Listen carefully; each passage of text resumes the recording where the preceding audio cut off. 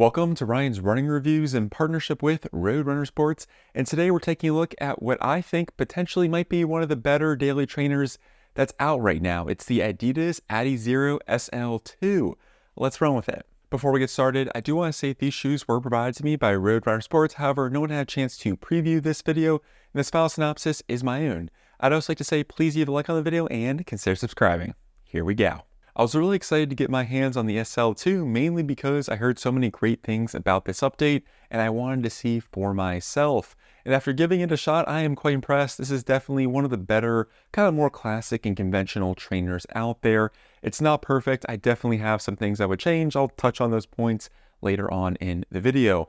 Now, to put this shoe in context, this is a lightweight, premium, neutral daily trainer, kind of Adidas standard do-it-all option, if you will.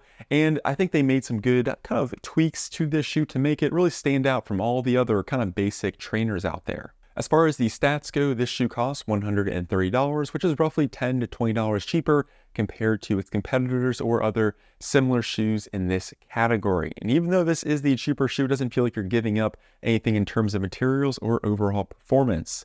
As far as the weight goes, this shoe weighs 8.5 ounces, which is pretty good, leans to the lighter side of things, which is quite nice for a more conventional daily trainer.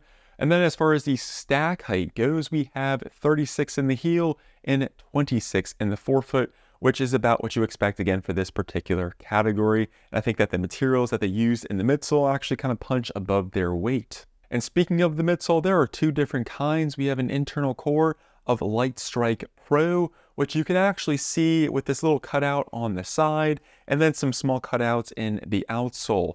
Now, Light Strike Pro, as the name kind of implies, is found on Adidas higher-end racing shoes, like the Pro 3, Pro 4, the Boston, and things like that. It's a very lightweight and very energetic material. So the fact that we get it on a more conventional daily trainer is something to be said, and honestly, very much appreciated. And then to stabilize and kind of give a bit more structure to this midsole, we have a Light Strike 2.0 carrier foam that surrounds the Light Strike Pro. So again, two different kinds of foam, really soft and bouncy super foam found on Adidas racing shoes in the middle, surrounded by a more conventional Light Strike 2.0 EVA foam. So these two foams work together to allow for some nice energy return without things getting too squirrely or unstable. So how does this midsole perform? Well, I was genuinely impressed. It does well at a wide range of paces. You can easily slow it down, but in my opinion, this works best if you really want to push the pace. It's definitely a slightly faster, neutral daily trainer. You also notice the fact that you have a super foam in the middle of the midsole. It's not as bouncy compared to something like the Pro 3, where it's all Light Strike Pro. And that makes sense mainly because you have that carrier foam around this Light Strike Pro core. However, the Light Strike 2.0 is on the softer end. It's not a super firm EVA setup, so the midsole itself definitely gives you a nice level of resiliency and just kind of underfoot enjoyment. You have a little pop to it compared to other just strictly EVA foam midsoles.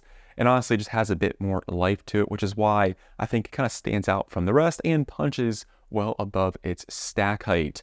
Now, it's not the most stable neutral trainer out there. It's not also the softest or squirreliest. I think the fact that you have Light Strike Pro, which is a slightly firmer super foam, kind of helps with that. But you definitely have a softer midsole compared to something that would be strictly EVA. I quite like this. It is something to keep in mind. But again, this midsole just has a little bit more pop, life, and just a more fun feel to it is kind of the best way to describe it compared to other shoes in this particular category. Moving on to the outsole, we have a solid amount of thick rubber coverage, which I'm happy to see. Should help with the overall longevity of the shoe.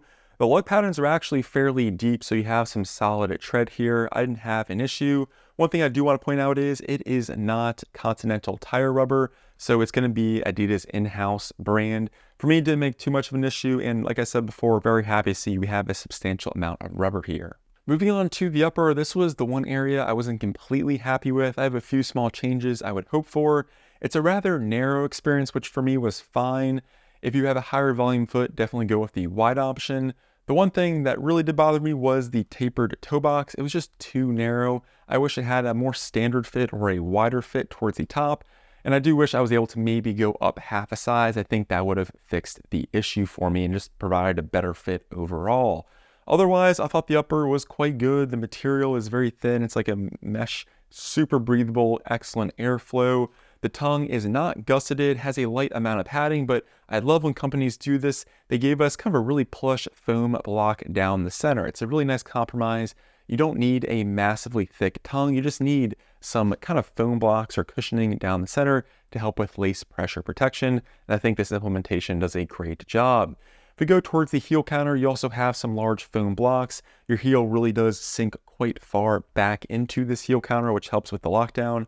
I was quite impressed by it. You really don't feel like you're going anywhere. Again, it's a more snug fit, a more narrow fit, which is probably why I think the lockdown was so good.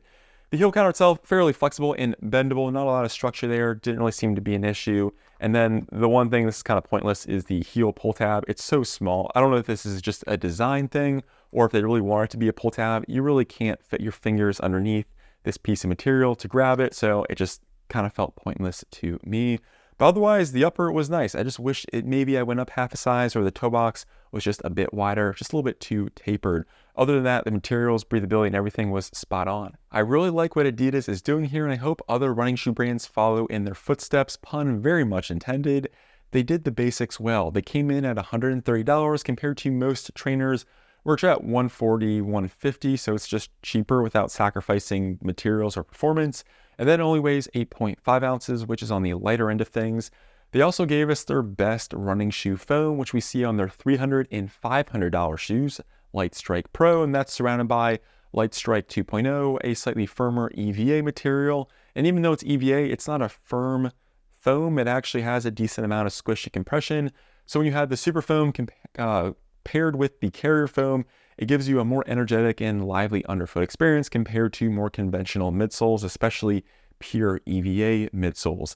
So rather light, energetic, and just provides a more fun, traditional, neutral trainer feel. And then we also have plenty of rubber on the outsole with some moderate lugs, which help with the overall traction. They did the basics right, and that's why I'm happy to recommend this shoe, even though you probably should go up maybe half a size to deal with that tight toe box. Well, that concludes the review. Let me know in the comments what you think of the SL2. I would love to hear from you. I'm Ryan from Ryan's Running Reviews, and I'll catch you guys on the next one. Thanks.